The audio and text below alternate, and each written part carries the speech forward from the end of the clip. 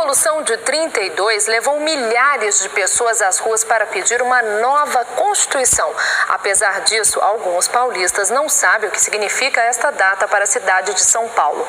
Outros, no entanto, dão uma aula sobre o tema. 9 de julho de 1932, a data cívica mais importante do estado de São Paulo. Tão importante que em 1997 virou feriado estadual. Mas qual o significado desta data? 9 de julho, não lembro, algum feriado nacional referente a alguma data, não lembro. 9 de julho é a data da... E olha que na cidade a data está estampada nos mais diferentes lugares. Até a exótica barbearia no centro da capital leva o nome de 9 de julho. E não faltam também símbolos que representem a data. O maior monumento da capital, o obelisco do Ibirapuera, foi construído para homenagear os heróis de 32. Na Praça da República é a placa que informa que ali começou a Revolução. Foi bem neste local que foram encontrados os corpos dos jovens Martins, Miragaia, Drauzio e Camargo.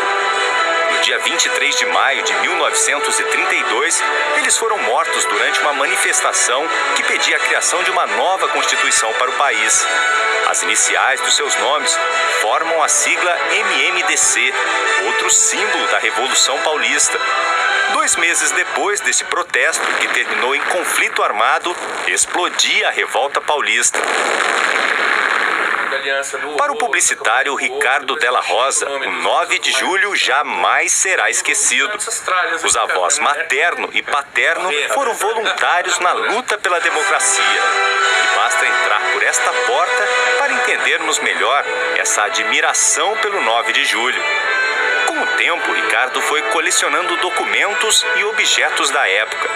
Preciosidades que revelam momentos surpreendentes da história.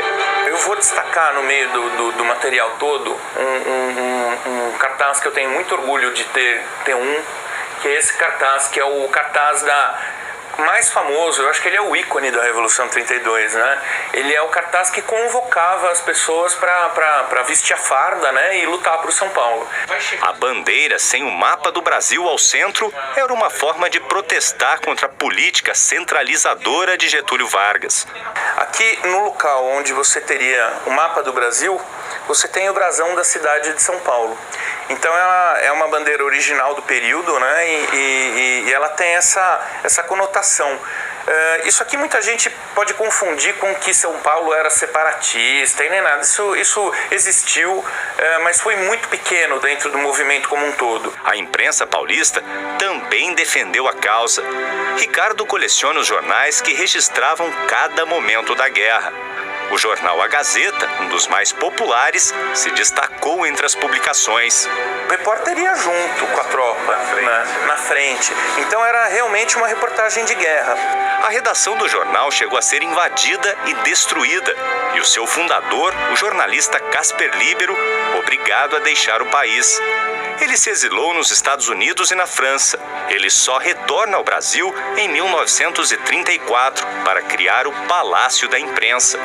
De um lado, 30 mil voluntários de São Paulo. Do outro, 100 mil soldados das tropas federais. E mesmo com essa imensa diferença, de forma surpreendente, a batalha ainda durou 85 dias. Os paulistas não resistiram, mas plantaram a mudança que chegaria 2 anos depois.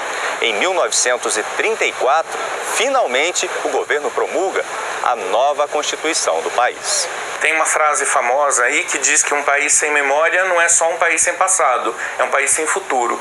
E eu acredito muito nisso. Nesse momento que a gente vive atual do Brasil, você consegue estabelecer uns paralelos. Você encontra muita coisa parecida, né?